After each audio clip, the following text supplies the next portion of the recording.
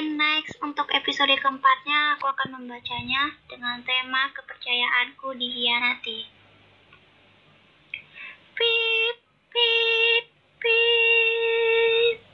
Suara klakson mobil berbunyi tepat di depan rumahnya Clara di siang hari.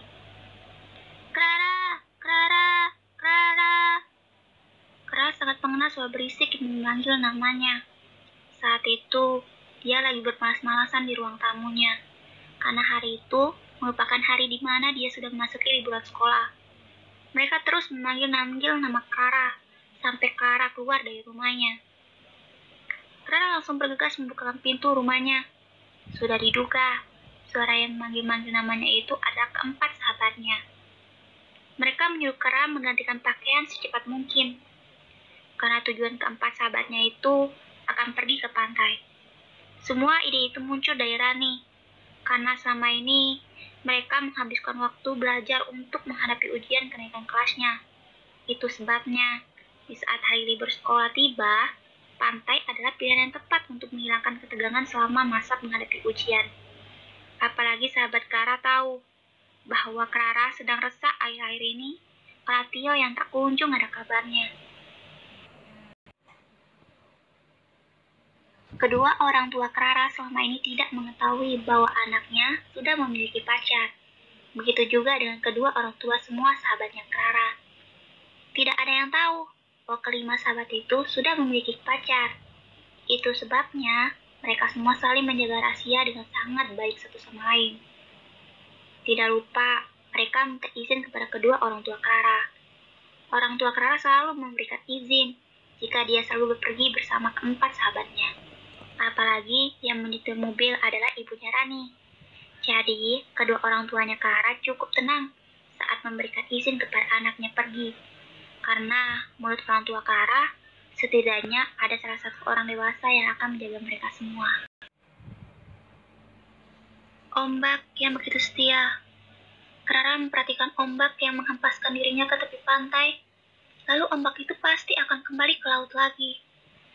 Akan tetapi, Clara merasa ketika dia menggenggam pasir, dia menyadari sesuatu hal yang baru. Semakin keras dia menggenggam pasir tersebut, maka sedikit demi sedikit semakin terlepas. Dia berpikir, apakah dia akan menjadi ombak atau pasir dalam hidupnya? Clara merasakan percikan air yang mengenai tubuhnya. Ternyata Rani, Tia, dan Putri melakukan hal yang konyol dengan cara saling menggoda satu sama lain dengan percikan air di pantai. Clara pun tidak diam, dia pun membalas ketiga sahabatnya. Sementara Annie, dia pergi membeli beberapa cemilan dan minuman dengan ibunya Rani. Belum lama kemudian, Annie hanya terlihat sendirian dan berlari ke arah sahabatnya. Clara tersenyum melihat Annie yang begitu terburu-buru berlari ke arahnya. Semakin dekat, semakin jelas di raut wajahnya itu terlihat gelisah. Kalian semua harus ikut aku sekarang juga. Annie terus menggenggam tangannya Clara. Clara, Rani, Putri, dan Tia mengikuti langkah kaki Annie tanpa bertanya apapun. Dia terus menggenggam tangannya Clara dengan erat. Tiba-tiba, langkah kaki Annie terhentikan. Clara, aku minta maaf.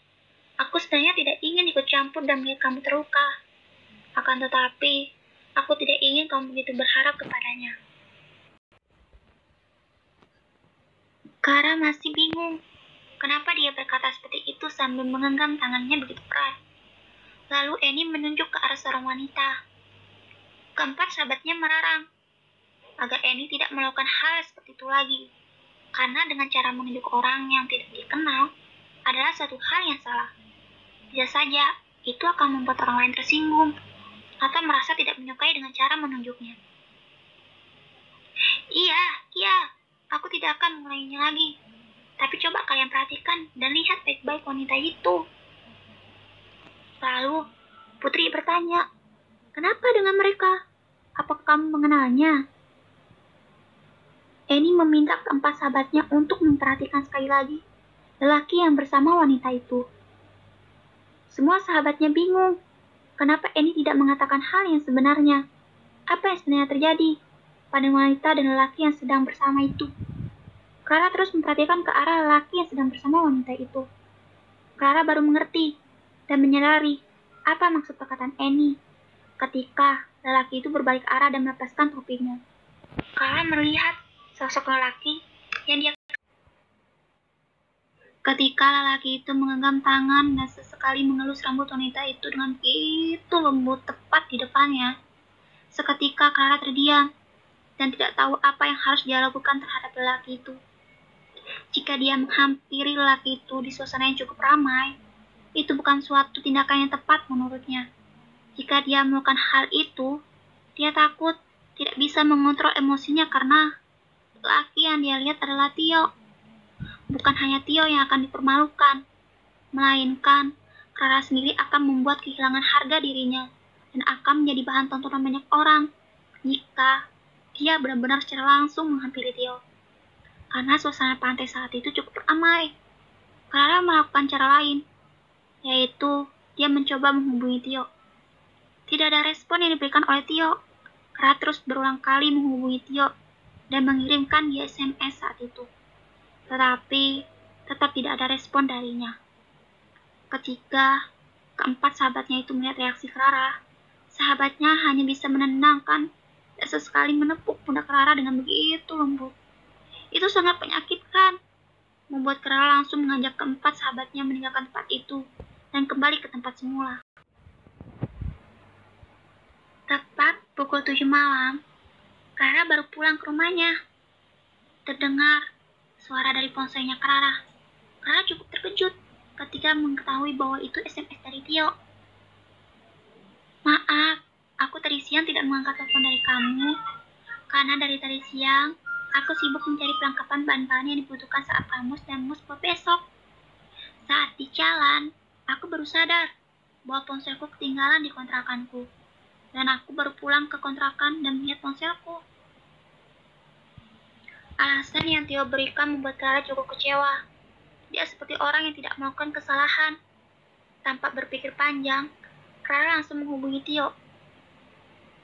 Dari dulu, Clara tidak pernah berani mengangkat telepon jika sudah di malam hari, apalagi untuk menelpon terlebih dahulu pada seorang lelaki. Tapi demi ingin mendengar penjelasan dari Tio secara langsung, dia rela melawan rasa takut akan didengar oleh ayahnya sendiri. Reaksi Clara semakin kesal karena Tio tidak merespon panggilan telepon darinya. Akhirnya, Clara memilih membalas SMS dari Tio. Kenapa tidak mengangkat telepon dari aku? Apakah aku melakukan kesalahan? Atau kamu ada sesuatu yang kamu sembunyikan dariku? Kesal lagi, karena ketika Clara mencoba menelpon, Tio tidak mengangkat telepon darinya. Berbeda saat Clara mencoba mengirimkan dia SMS. Tio dengan begitu cepat membalas SMS darinya tanpa harus menunggu lama. Dan mereka berdua benar-benar melanjutkan komunikasi, hanya saling membalas SMS. Maksud perkataan kamu apa ya? Tanya Tio. Apakah aku harus menjelaskan apa yang aku maksud? Lalu Tio membalas, mana aku mengerti apa yang kamu maksud jika kamu tidak menjelaskan secara rinci kepadaku. Kamu tahu sendiri aku sibuk. Dan malam ini aku harus menyelesaikan semua keperluan yang aku bawa untuk ramus besok ke sekolahku. Kamu mengambil aku untuk berpikir sendiri. Itu kan maksud kamu? Apakah kamu tidak merasa akhir-akhir ini kamu berubah terhadapku? Kamu jarang menghubungiku saja. Aku sangat mengerti dengan kesibukan kamu sebagai murid baru. Tapi, kenapa kamu harus berpura-pura hubungan kita baik-baik saja? Padahal, yang sebenarnya terjadi, kamu menyimpan sesuatu di belakangku, kan? Apakah kamu menyukai wanita lain? Sehingga waktu yang kamu berikan untukku hampir tidak pernah ada. Selama ini, aku sudah mencoba mengerti dan sabar jika kita sudah tidak seintens dulu komunikasi. Tapi aku berharap pada kamu, kita saling jujur satu sama lain, tentang perasaan kita masing-masing. Mungkin aku bisa mencoba untuk mengerti. Bukannya aku sudah menjelaskan bahwa akhir-akhir ini aku bakalan sibuk. Sebelumnya bukannya kamu sendiri bilang padaku bahwa kamu memberikan kepercayaan kepadaku. Lalu apa maksud semua kata-kata kamu ini? Sekarang kamu menuduh aku punya wanita lain. Maksud kamu aku sudah menduakan kamu? Itu maksud kamu?